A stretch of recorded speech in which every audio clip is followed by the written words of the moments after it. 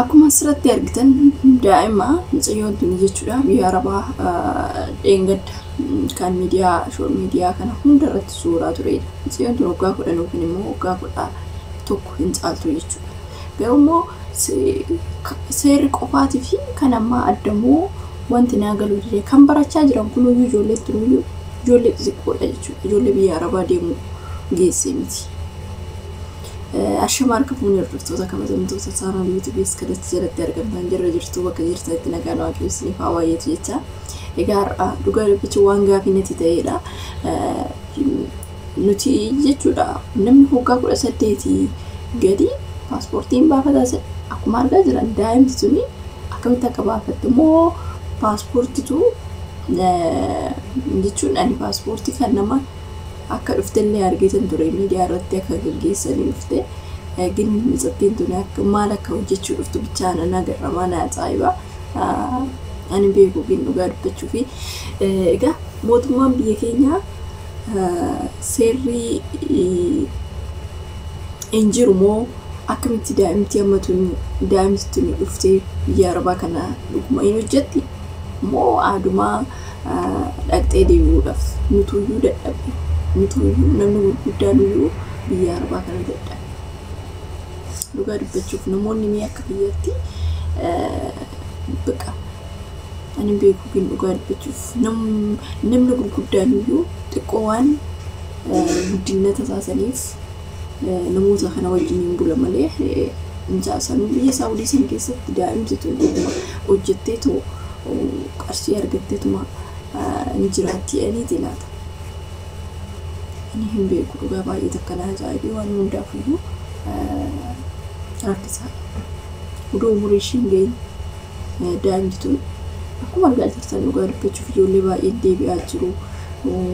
Kun akka beektanii in dhukkubsatu jedhanii ijoollee amma sila itti iyyuu iyya isaaniitiin irraan iyyuu akkas ta'uu danda'u jechuudha.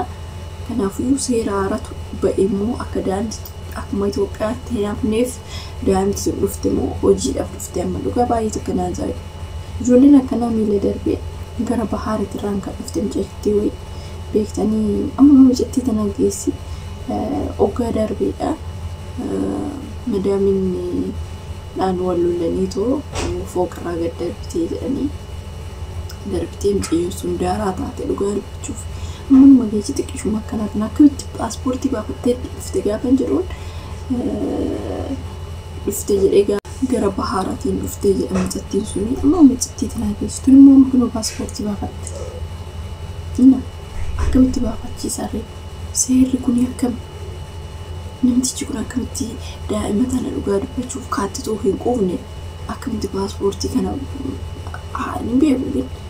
Nama waggaa 18 nama waggaa 18 iyyuu miti nama waggaa yeroo inni amma fakkeenyaaf waggaa meeqan dura nama waggaa 20 olii malee nama waggaa 20 gadiitii miti 20 ol umuriin isaa ola kan ta'e jechuudha. Biyya Arabaa kan deemuu qabu. Deemtu waggaa 11 biyya Arabaa deemti paaspoortii keefi argabbaanii dhugaa dubbachuuf. Baqa qarshuma laaletu namichi kun dhugaa dubbachuuf maali seerri kana ara Itoophiyaa keessa dhugaa dubbachuuf baay'ee ulfaata. Haalli jireenyaa baay'ee waan mana hin jedhamne ulfaataa jira. Ijoollee kun illee akka waggaa kun amma kun iyyuu xiqqaadha. Nama ijoollee biyya Arabaa deemuu qabdu miti. Biyya Arabaa kan deemu kan isaa xiqqoo ishee sammuu bilcheeffatee tun ijoolleen xixiqqoodha rakkina marti. Kuno namoonni biyya Arabaa kana dhufanii kun waggaa 10 qarshii malee waggaa meeqatama ta'anii yooluma xiqqoo doomuun ishiin gahin kan biyyaa ba'an kanaadha jechuudha. Jaanjochanii itti yanii jaanjessanii ajajatanii booddee daa'ima san of wallaalchisanii akkanatti waggaa meeqa akka mana hidhaatitti kan wajjin hin jiraattu jechuudha. Ijoolluma akkana tana odoo sammuun bilcheeffatiin biyyaa ba'anii odoo lapheen bilcheeffatiin baqa rakkoodha beektanii nama gurguddaadhaaf iyyuu dhugaa dubbachuuf baay'ee itti cima. Nama gurguddaan iyyuu nutu iyyuu bakka namni of dadhabutu jira nuuf dadhabee hojii dhiisee ba'utu badutu jira. Hawaanuma achi dhufaniitu biyyee calleessanii jiraatan itti fakkaata yeroo daa'ima biyyarraa ergan kan haalli ammoo fi haalli Itoophiyaa ulfaatu silaa barumsatti ijoollee tana deeggarsa godhee fi gargaaruu qabaayyuu ture mootummaan kun. Garuu keenya mootummaan kana beeku daa'ima mooda biyya baasa ilaalaa dhugaa dubbachuuf. Paaspoortii kan itti kennisu maal rakkate inni qarshii bicha laalee daa'ima tana mushkila warra gaa'ee maal taatee hin beeku ilaala hin gaafataa hin jiru kun akkuma argaa jirtan warroota biyya Arabaatti rakkatee warroota seera malee hidhaman warroota seera malee ajjeefaman walitti qabamanii ukkaamsaman isaan sagaleedha ta'an jiru. Booda sanuma ijoolleen tunis rakkoodha kanaafiyyuu barumsirree gaariidha. Ijoolleen amma ta'e beektanii amma barumsa isaan barataa jiran kun baay'ee bayeessadha maaliif booda daglatti hin galu akkuma gaariidha. Ijoolleen tun amma waggaa 20 gadi malee dhugaa dubbachuuf umurii isaan waggaa 15 waggaa 16 waan akkasitti ijoolleen xiqqoo isaan deemaa jira. Isaan kun deemanii biyya Oromoo keessatti maal akka hojjetan ani hin beeku baay'ee tokko nama ajaa'iba. Kanaafiyyuu mootummaa keenyatu rakkoo qaba. Erga deemaniin boodatti immoo kun deebi'aniitu dhukkubsataniitu argitan yoo ta'e ijoolleen meeqa deebi'aatii jirti jechuudha. Maaliif akka sammuun isaanii anuma zooree jedhe takka akkana deebisu. Uniformidhaan galchiti. Waan baay'ee nama gaddisiisu dhugaa dubbachuuf damoosa malee hojjisiisti seerri hin jiru odoo seerri mootummaan keenya inta karaatara ta'e hin sodaatu. Amma mee ilaala zeegaa biyya biraa dhugaa dubbachuuf zeegaan biyya biraa hin sodaatamaa jechuudha. Mootummaa waan sodaatamuuf damoosni isaaniitillee hojjedhaadha. Miidhallee hirraan hin gaani baay'inaan kan miidhaan irra ga'u isaa Itoophiyaa bakka waan hundaan iyyuu kan miidhamu namuma keenya jechuudha. Gaafa miidhaan irra ga'e kan sagalee hin qabne ani dhageeffamne fi Itoophiyaa mushkilaa rakkoo cimaa la'a keenya damoosni irree gadi bu'aan keenyumaa jechuudha. Odoo mootummaan keenya sun hin dubbata ta'e waa'ee sarratanii hin dubbata ta'e akkasii miti. Garuu zeegaa biyya laalaan zeegaa biyya biraa dhugaa dubbachuuf Filiippiinii akkatti sodaatamanii jechuudha. Jarki akka hin kabajamu.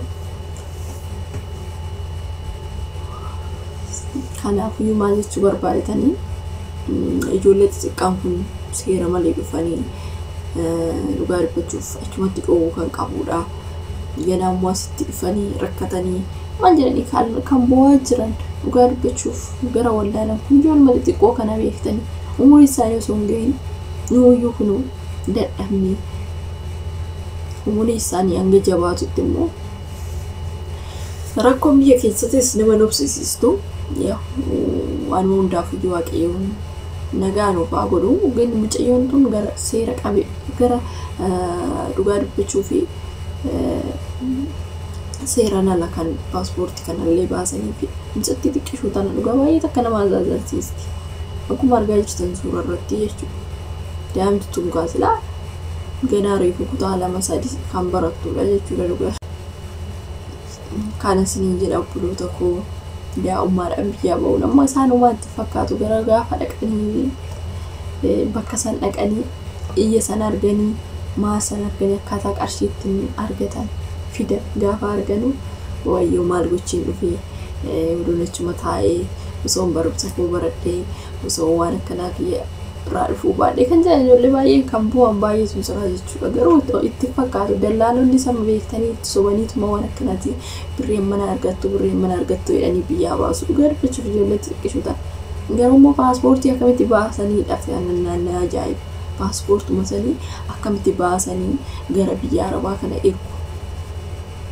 Ajaa'iba kun. Mootummaan biyya keenyaa qarshuma bicha nama to'annaa dhiisee inni qarshuma ari'uu bicha hojii isaa jechuudha. Bakka hundatti qarshuma. waan daafiyyuu ani dhugaa baay'ee tokko na ajaa'ibe